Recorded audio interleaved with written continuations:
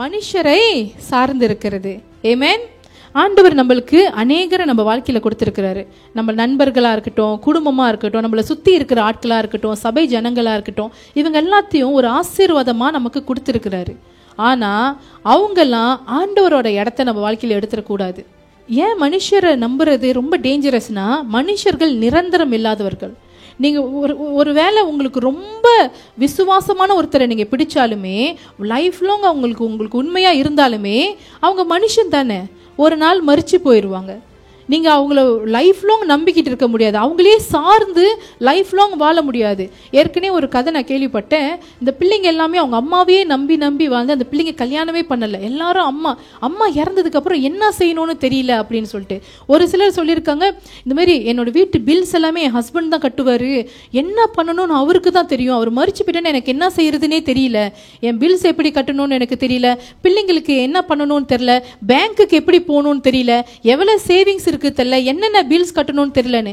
ஏன்னாக்கா மனுஷனை சார்ந்தே வாழ்ந்து பழகியாச்சு.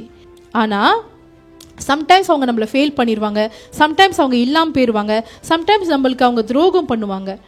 ஆனாக்கா நம்ம ஆண்டவர் மேல அவரை சார்ந்திருந்தா இந்த விஷயம்லாம் நம்மளுக்கு நடக்கவே நடக்காது, இந்த பிரச்சனைகள்லாம் நம்மளுக்கு வரவே வராது. நீங்கள் ஒரு பிரச்சனை, உங்களுக்கு ஒரு நோய் வந்துருச்சு, உங்களுக்கு உடம்பு முடியல அப்படின்னா நீங்கள் போய் டாக்டர்ஸை போய் பார்க்கலாம். டாக்டர்ஸ்க்கு நாலேஜ் இருக்குது, ஓகேயா. ஆனால் சுகம் கர்த்தரிடத்தில் மாத்திரம்தான் வரும்.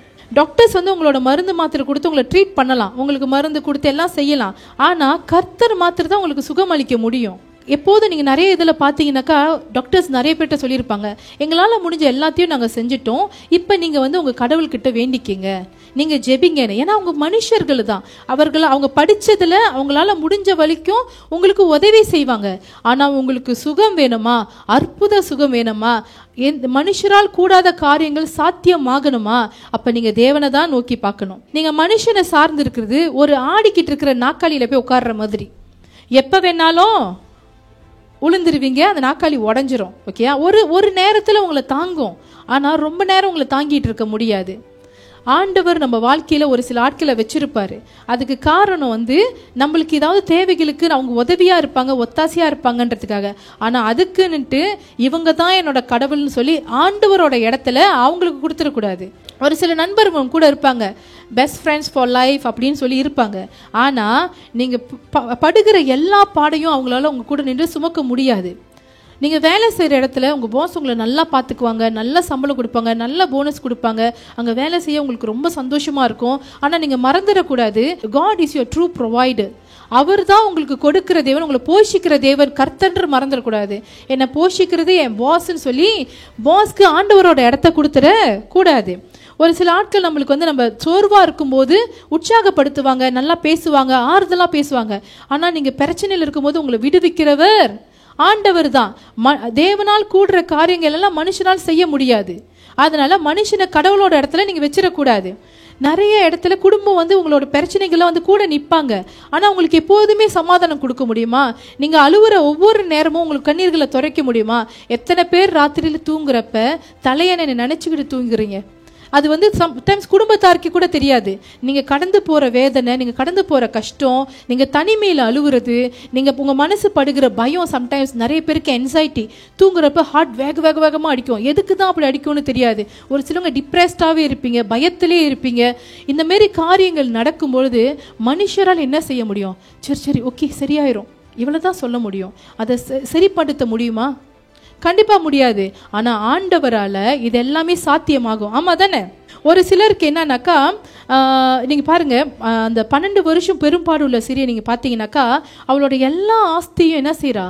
மருத்துவர்கள்கிட்ட செலவழிச்சுட்டு கடைசியா தேவனிடத்துல போய் தேடுறா. அப்ப அவளுக்கு சுகம் கிடைக்குது. நீங்க பாத்தீங்களா, நம்ம நம்பிக்கையை எப்ப மனுஷங்கிட்ட இருந்து எடுத்து ஆண்டவரிடத்துல வைக்கிறோமோ அப்ப என்ன நடக்கும்? நம்ம கேட்டுக்கொள்ளுகிற காரியத்தில் விடுதலை கிடைக்கும். நம்ம மனுஷனை சார்ந்து இருக்கிறத விட்டுட்டு எப்ப ஆண்டவரை சார்ந்திருக்க ஆரம்பிக்கிறோமோ அப்பதான் நம்மளோட ஜெயம் வரப்போகுது. அதனால நீங்க கடைசி நம்ம சொன்ன இல்லையா, இப்ப நீங்க யாரை நம்புறீங்க, யாரை சார்ந்து இருக்கீங்க, இவங்க என் கூட கடைசி வரைக்கும் இருப்பாங்க, என்னை பார்த்துக்கோங்க, நீ யாரை நம்புறீங்களோ கடைசியில் உங்க நம்பிக்கை வீணாக தான் போக போகுது. ஆனா நீங்க ஆண்டவரை சார்ந்திருந்தா முடிவு பரியந்தம் அவர் உங்க கூட இருப்பாரு. ஒரு சிலருக்கு அவங்களோட வயசான காலத்தை குறித்து ஒரே கவலை. என்ன கவலைனா, எனக்கு வயசாச்சு, என்னை யாரு பார்த்துக்குவா, யார் என்ன என் கூட கடைசி வரைக்கும் இருப்பா, என்னை வந்து ஒரு சிலருக்கு வந்து வயசான என்னது பேசுகிறப்ப சொல்லுவாங்க, எனக்கு யார் கொல்லி வைப்பா, என்னை யார் புதைப்பா, என்னை யார் அடக்கம் செய்வா அப்படின்னு சொல்லிட்டு. நீங்கள் கவலைலாம் பட வேணாம். மோசேவே ஆண்டவர் தான் அடக்கம் பண்ணார். ஸோ உங்களுக்கும் வருவார். ஈனோக்கு ஆண்டவரோட சஞ்சரித்தான், எடுத்துக்கிட்டாரு.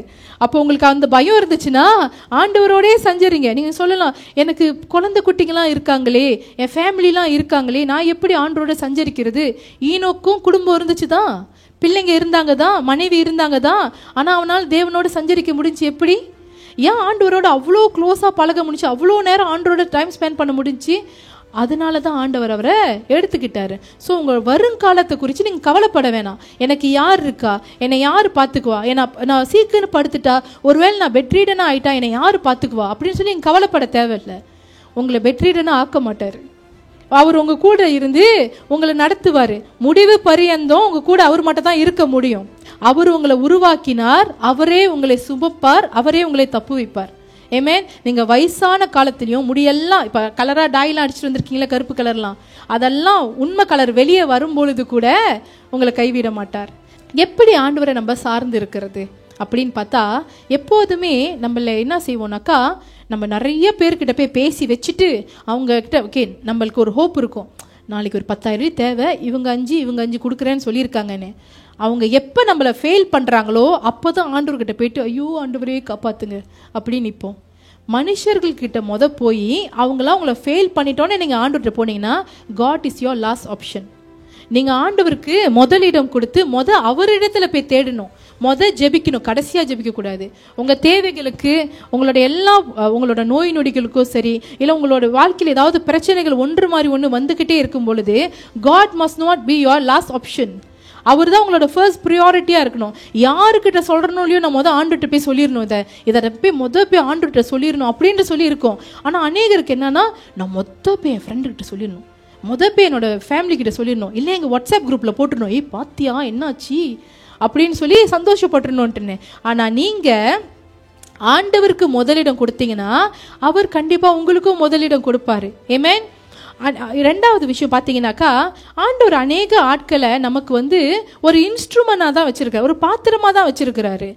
ஆனால் காட் இஸ் த சாஸ். ஓகே, நீங்கள் டாக்டர்ஸ் கிட்ட போகலாம், ஆனால் trust God, not the doctors.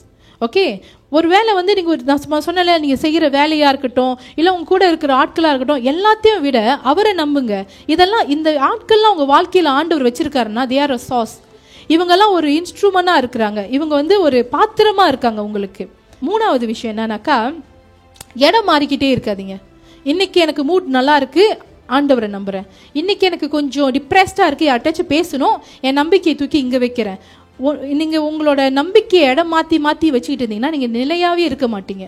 அப்போ நீங்கள் நிலையில்லாத மனுஷன்கிட்ட ஆண்டவர் உங்களை நம்பி என்னத்தை செய்வார்? ஆமாவா இல்லையா? நேற்று ஜெபிச்சது இன்னைக்கு பத்தாது, ஒவ்வொரு நாளும் ஜெபிக்கணும். நேற்று ஆண்டவரை நான் நம்பி இருந்தேன், நேற்று அவரை சார்ந்திருந்தேன், அது பத்தாது. ஒவ்வொரு நாளும் அவரோட புது கிருபை நமக்கு தேவை. நீங்க ஆண்டவரை மாத்திரம் நம்பி இருக்கும் போது ஒரு நாளும் உங்களை வெக்கப்பட விட மாட்டார். ஒரு போதும் உங்க முகங்கள் வெக்கப்படுவதில்லை. ஏன்னா நம்மளுக்கு எப்போது தெரியும், எனக்கு ஒத்தாசை வரும் பர்வதத்தை நோக்கி என் கண்களை ஏறெடுக்கிறேன், எனக்கு ஒத்தாசை எங்கிருந்து வரும்? அவரிடத்திலிருந்து எனக்கு ஒத்தாசை வரும்னு சொல்லி நம்ம எல்லாரும் விசுவாசிப்போம். சரியா? நம்ம எல்லாரும் ஒரு ரேஸில் ஓடுறோம்னு வச்சுக்கோங்களேன். நம்மளோட ஆரம்பம் நல்லா இருக்கணும்னு அவசியம் இல்லை, நம்மளோட முடிவு ரொம்ப நல்லதாக இருக்கணும். ஏன்னாக்கா இப்போ நீங்கள் எல்லாமே ஸ்கூலில் ரேஸ் அந்த மாதிரி ஓட்டப்பந்தயத்திலாம் கலந்துருந்தீங்கன்னாக்கா உங்கள் கோச் சொல்லுவாங்க, என்ன சொல்லுவாங்கன்னா, எடுத்தோடனே வேகமாக ஓடக்கூடாது. என்ன செய்யக்கூடாது? எடுத்தோடனே வேகமாக ஓடக்கூடாது. உங்கள் மூச்செல்லாம் பிடிச்சி வச்சு மெதுவாக ஓடி அந்த ஃபினிஷிங் லைன் வருது தெரியுமா, அப்போ உங்கள் எல்லா பலத்தையும் கொண்டு நீங்கள் இருக்கிற எல்லா பலத்தை கொண்டு ஓடணும் அப்படின்னு சொல்லிட்டு. விசுவாசிகள் வாழ்க்கைன்றது யார் வேகமாக ஓடுறான்னு அப்படி இல்லை, முடிவு பரியந்தம் யார் நிலை நிற்கிறா அதுதான் முக்கியம். சரியா? நீங்கள் இன்னொன்று, நீங்கள் ஓடுறது யாரை சார்ந்து ஓடுறீங்கன்றது ரொம்ப ரொம்ப முக்கியம். நீங்கள் உங்கள் சொந்த பலத்தை நம்பி ஓடுறீங்களா? நீங்கள் பரிசுத்த ஒரு குரலை கேட்டால் அவர் உங்களுக்கு சொல்லுவார், டேக் அ பிரேக், மெதுவாக போ. ஓகே, இந்த இடத்துல இவ்வளோ அவசரம் தேவையில்லை, இந்த இடத்துல நீ மெதுவாக போகலாம், கொஞ்சம் பிரீத் பண்ணலாம், இதெல்லாம் சொல்லி கொடுப்பாரு. எப்போ என்ன செய்யணும்னு சொல்லி அவர் நமக்கு ஆலோசனை கொடுப்பாரு. நம்மளும் நம்ம வாழ்க்கையில் ஆரம்பத்தில் என்ன செய்கிறோம், ரொம்ப அழகாக ஆரம்பிப்போம். ஆண்டவரை தான் நம்புவோம், ஆண்டவரை தான் சார்ந்திருப்போம், எல்லாத்துக்குமே ஆண்டவரை நம்பி அவரே நோக்கி பார்த்துக்கிட்டு இருப்போம். ஆனால் நடுவில் இந்த பாஷான்ற மாரி யாராவது ஒருத்தங்க வருவாங்க. யாரு? பாஷா மாரி யாராவது ஒருத்தங்க வருவாங்க, வந்து நம்மளை நோண்டி விட்டு போயிடுவாங்க. ஆமாவா இல்லையா? இல்லை, இவர் எவ்வளோ அழகாக வந்தார், இவரை நடுவில் அவர் வந்து ஒரு பிரச்சனை பண்ணி மனுஷர்களை சார்ந்து. ஆனால் இந்த இடத்துல ஒரு விஷயம் என்ன தெரியுமா? It is us. யார் வேணாலும் வரலாம், நம்ம யாரை சார்ந்திருக்கிறதுக்கு முடிவு பண்ணியிருக்கிறோம். ஆமாவா இல்லையா? அது ரொம்ப முக்கியம். நம்ம மனுஷர்களை நம்பினா நம்ம விழுவலாம். இந்த பாஷான்ற ஒரு ஆள் வந்து டெம்பரரியான ஒரு ட்ரபிள் மேக்கர். கொஞ்ச நேரத்துக்கு வந்து ஏதாவது ஒரு பிரச்சனை பண்ணிட்டு போவோம். ஆனால் அந்த ஒரு டெம்பரரியான ட்ரபிள் மேக்கரால் இந்த ஆஷான்ற ராஜா உழ வைக்க முடிஞ்சு தானே? ஆமாவா இல்லையா? அப்போ 1 மில்லியன் 10 லட்சம் ஆட்களை ஜெயிக்கிறதுக்கு ஆண்டவரோட உதவியை தேடினா இந்த ஒரே ஒரு மனுஷன்கிட்ட தோத்து போயிட்டான். ஆமாவா இல்லையா? ஸோ முதல்ல எல்லாமே ஆண்டவருக்கு பிரியமானதை செஞ்சாரு. ஆனால் அதுக்கப்புறம் என்ன ஆகுது? எல்லாத்துலேயும் ஆண்டவருக்கு பிரியமில்லாத காரியங்களை செஞ்சுக்கிட்டு இருக்கிறாரு. சம்டைம்ஸ் நம்ம வந்து ஒரு ப்ரௌடான ஸ்டேட்டில் இருக்கோம்னு வச்சுக்கோங்களேன், ஏதாவது ஒரு இடத்துல நம்ம விழுந்துட்டோம்னு வச்சுக்கோங்களேன், பட்டுன்னு அங்கேருந்து ஏஞ்சிடணும். அங்கேயே உட்காந்து உழப்பிக்கிட்டு இருக்கக்கூடாது, சேத்துல விளாண்டுட்டு இருக்கக்கூடாது. அங்கேருந்து நம்ம எவ்வளோ நேரம் உட்காடுறோமோ அவ்வளோ நேரம் நம்மளை கரைப்படுத்திக்கிட்டே தான் இருப்போம். எப்போதுமே ஒரு விஷயம் தெரிஞ்சுக்கணும், நம்ம எங்கே விழுந்தாலும் பரவாயில்ல, ஏந்திருக்கிறது அவரோட பாதத்தில் தான் இருக்கணும். இந்த நாளில் கூட நம்மளோட இருதயங்களை நம்ம எல்லாரும் ஆராய்ஞ்சு பார்ப்போம். ஒருவேளை நம்ம வந்து நம்மள அறியாமல் யாரையாவது நம்பிக்கிட்டு இருப்போம், யாரையாவது சார்ந்துக்கிட்டு இருப்போம், இல்லை டாக்டர்ஸையே நம்பிக்கிட்டு இருப்போம். இல்லை நம்ம சம்டைம்ஸ் வந்து இப்போ வந்து டாக்டர்ஸ்லாம் வந்து ஃபிசிக்கலாக பார்க்குற டாக்டர்ஸ் இல்லை, கூகுள்னு ஒரு டாக்டர் இருக்காரு, டிக்டாக்னு ஒரு டாக்டர் இருக்காரு. இந்த டிக்டாக் டாக்டர் வந்து நிறைய பேசுவார். இன்னொரு விஷயம் நல்லா நோட் பண்ணி பாருங்க, நீங்க எதை ரொம்ப பார்க்குறீங்களோ அது சம்மந்தப்பட்டமான விஷயம் வந்துகிட்டே இருக்கும். இப்போ நீங்க இவங்களுக்கு கேன்சர்னு பார்த்துட்டீங்கன்னு வச்சுக்கோங்க, உங்களுக்கு வர கேஸ் எல்லாம் கேன்சர்லேயே வந்துகிட்டு இருக்கும். உங்களுக்கு அதை வச்சு பயந்துக்கிட்டே இருப்பீங்க. அப்போ இந்த மாதிரி நிறைய மாடர்ன் டாக்டர்ஸ்லாம் வந்துட்டாங்க. நீங்கள் என்ன சொல்லி ChatGPTயில் போயிட்டு இதுக்கு என்ன அர்த்தம், இதுக்கு என்ன சிம்டம் அப்படின்னு சொல்லி எல்லாத்தையும் பார்த்துக்கிட்டு இருப்பீங்க. ஆனால் நீங்கள் சார்ந்திருக்க வேண்டிய இடம் எது? தேவன் இடத்துல தான். ஒருவேளை நீங்கள் ஆண்டவரை சார்ந்திருக்கிறத விட்டு இங்கேருந்து உங்கள் நம்பிக்கை எடுத்து வேற எங்கே வச்சுருந்தாலும், this is the day for you to put it back to God. அதை திருப்பி ஆண்டவரத்தில் கொடுக்கறதுக்கு இதுதான் நாள். ஆமென். உங்களோட பெருமைகளை விட்டு கொஞ்சம் நம்மளை தாழ்த்தி நம்ம ஆண்டவரிடத்துல மன்னிப்பு கேட்டு மனம் திரும்பி ஒரு முறை கரெக்ஷன் பண்ணிட்டாங்க, நான் வந்து ரொம்ப இருமாப்பாக இருப்பேன், நான் பெருமையாக இருப்பேன், நான் இறங்கியே வரமாட்டேன் அப்படின்னு இல்லாமல் எவ்வளோ முடியுமோ பரவாயில்ல, என்னை அடிக்கிறதே ஆண்டவர் தானே, என்ன தப்பு பண்ணால் என்னை கண்டிக்கிறதே அப்பா தானே, அந்த கீழ்ப்படிதல் அந்த தாழ்மை நமக்கு இருக்கிறது ஓகே தானே? ஆமாவா இல்லையா? ஸோ அதனால இந்த நாளில் கூட நம்ம மனம் திரும்பி தேவனிடத்தில் திருப்பி ஒப்பு கொடுத்து நம்ம அவரை சார்ந்து வாழ்வோம்.